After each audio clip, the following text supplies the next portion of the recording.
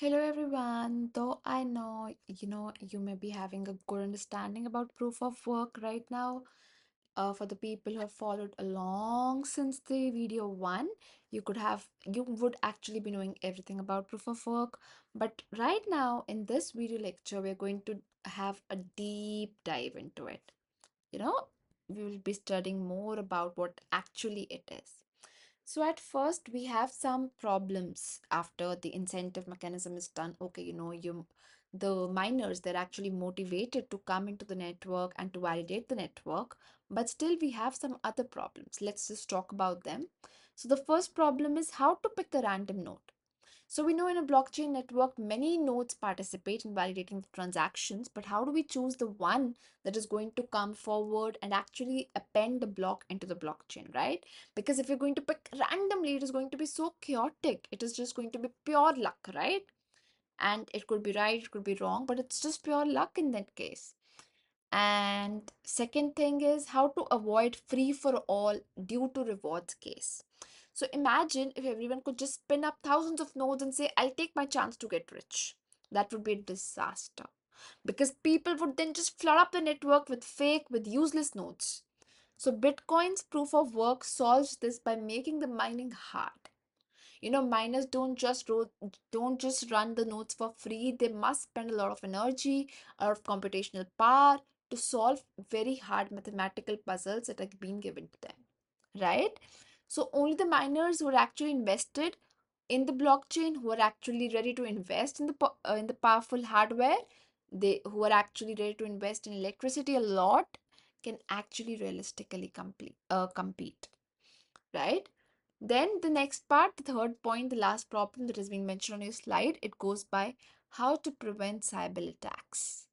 So the another big problem is your cyber attack. What happens in this attack? Attacker creates hundreds, thousands, lakhs of fake identities to overwhelm the system and to actually gain the access of the network, the control over the network. But what happens in proof of work, even if you create fake notes, it's not going to help you because you have to invest in the massive computational power as well, because every block you want to propose requires solving a tough cryptographic puzzle, which costs you real world electricity, which costs you your hardware resources. So the system prevents your cyber attacks by making each block costly to attempt. It's not about how many nodes you have, it's just about how much work you've done. So let's just come to proof of work. So you know uh we talked about the problem of picking up a random node, right? But how can we do it fairly when you're talking about the proof of work, when proof of work is in picture? How can we do that fairly without feeling that we're cheating onto the system? The answer is we select the nodes in proportion to a resource that no one can monopolize. So if I talk about the proof of work, I take the resource to be computational power. The more computing power you contribute, the higher is your chance to solve the cryptographic puzzle, and the higher is your chance to, propose the next block that has to be accommodated in the blockchain. And that is exactly how Bitcoin works, right? Just think of it like a lottery where you're not buying more tickets, but you're buying more computational power to gain control over the network. And now let's just come to another interesting model that I'll be taking post this video. I think I'll be spending more 2 to 3 videos on proof of work and then to the next model that goes by proof of stake.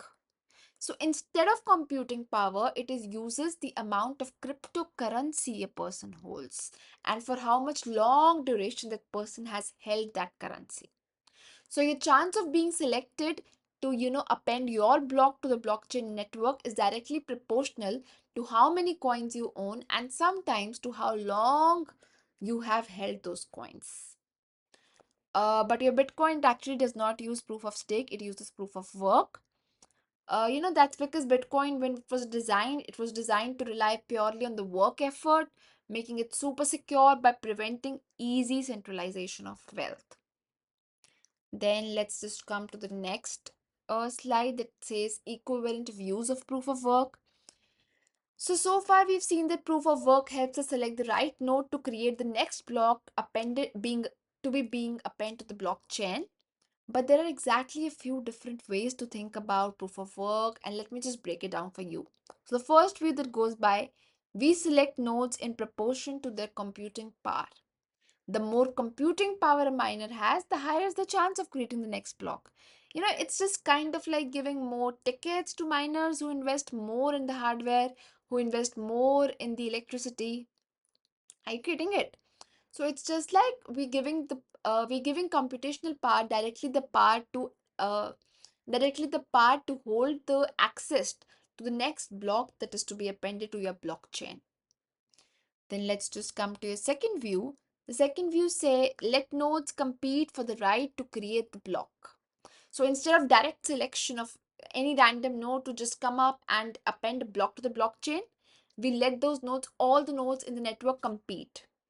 We just let them compete for the right to create a block. So what happens? Every miner who is there in the network, he or she will try to solve the very hard cryptographic puzzle rather, and the fastest one to solve it gets the right to append their block in the blockchain, and the others then they have to validate the block. Just that, right? And the third view, point of view makes it moderately hard to create new identities. So what happens? Your proof of work also makes it moderately hard to create new identities, because having many fake identities doesn't actually help you unless you also have those massive computational powers, massive electricity behind them all. So, it prevents someone from creating thousands of nodes and overpowering the system. Because it's not about how many nodes you have in the system, it's about how much computational power, how much electricity you hold in the system. So now let's just come to how Bitcoin implements our proof of work. We studied in the previous slide that Bitcoin is actually a proof of work model based and not proof of stake model based. So now we have to study how Bitcoin actually implements your proof of work. So it uses something called a hash puzzle. May sound complicated right now, but it's not actually, right? So to create a new block, a miner must find a special number called a nonce. Now this is important. And this is not just a random number. They keep trying it, and this is what the number is actually the answer to the puzzle. So what happens? Just try to think I'll be taking the slide very slowly, but you'll have to give all your attention to the slide. So what happens? The miner takes a nonce. Nonce is what? Any random number that he or she actually guesses out. And the previous block's hash and the list of transactions that they want in this block to be added, right? And they combine it all into a single string. Then they apply a hash function to this string. Now then comes your hash function's answer, right? Because not just any hash is going to work and get you an answer. So the result of this hash must be a number smaller than a predefined target. The target is actually a very small value that has been taken out of the full hash space, right? So finding the right nonce, finding the right number that is going to give you a hash that is less than the predefined target is actually what takes a lot of guesses. So you see mathematically the rule is there on the slide. Hash of nonce, previous hash, all the list of transactions that you want to append into this new block, the hash of all of this should be less than the predefined target. And only when this inequality holds true, the block is considered to be valid, right? And then only it can be added to the blockchain. So that's how Bitcoin's proof of work makes block creation hard, secure, and fair, right? Okay. So we've seen this. Next, we come to so far, we have already seen how a block in the blockchain contains a list of transactions that a node is proposing to add. So now in proof of work, there's one important thing inside the block, that is the nonce, and we've already studied about it. So why do we add a nonce? Because we want to make it moderately hard, right, to create a valid block. Otherwise, everybody has the previous hash, has the transactions. What is stopping them from adding the block? That is this nonce. When a miner is trying to propose their block, they will have to find a nonce that is going to give the hash value lesser than the predefined target, right? So if the hash output hash is smaller than a predefined target, then only it is going to be considered valid, right?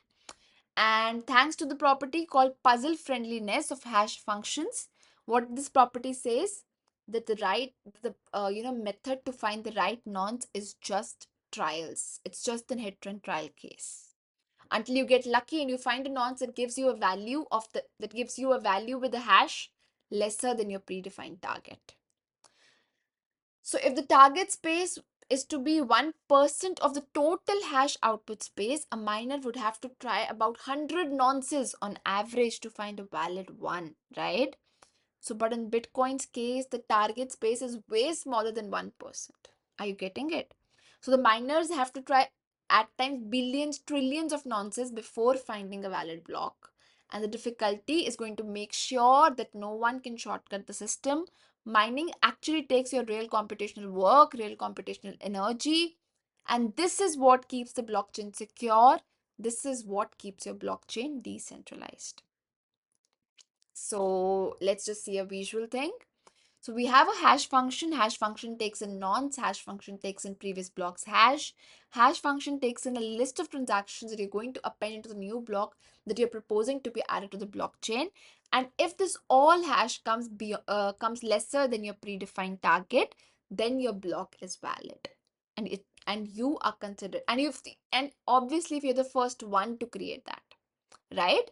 So you see output space of hash is so vast, and then the target space is just around I would not even say 1%, but if you want to consider, just consider it 1% theoretically, but it is beyond 1%. It is very way lesser than 1% in real world, right?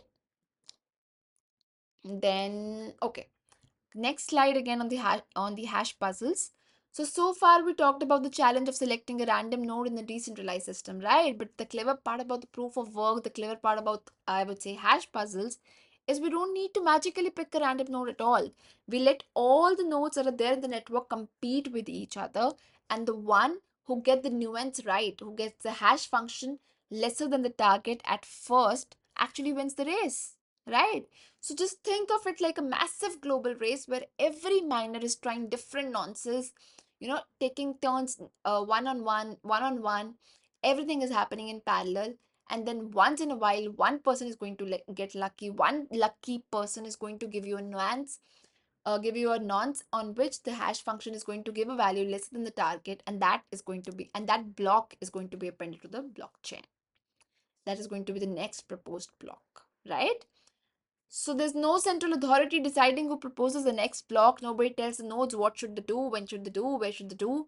It's completely fair, it's completely decentralized, and purely based on your computational effort. And yet, I would say it's also based upon luck. Because it's a hit and trial case, right? Then comes your Bitcoin block construction. So once a miner gets the chance to create a new block, the next step is deciding which transactions to include into the chain. And every transaction in the Bitcoin network is broadcasted to as many nodes as possible in the network. Then the nodes validate each transaction and place it in a transaction pool. They also call that pool as mempool. But how do the miners are going to pick transactions from this pool? So the transactions are actually prioritized, and that is based on the three things. Size of the transaction, the smaller transactions are easier to fit into the block. Your age of the transaction, how long it has been waiting in your transaction pool, how long it has been waiting in your mempool. Value of the input, basically how many bitcoins are actually involved in this transaction. So you know what, out of your 1 MB block, right, block space, 50 MBs is reserved for your high priority transactions.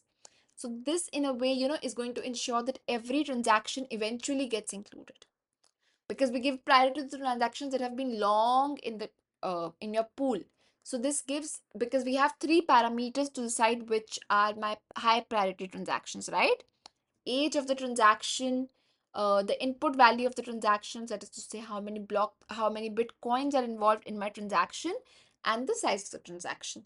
So this makes sure that no transaction is eventually left out. Each transaction eventually gets included. even if it has, let's say, low fees, or even if it has any other parameter low, but it eventually gets included, right? Because your Bitcoin transactions, they don't generate, they don't have any timeout actually. So any transaction that hasn't been picked up, it gets picked up eventually, right?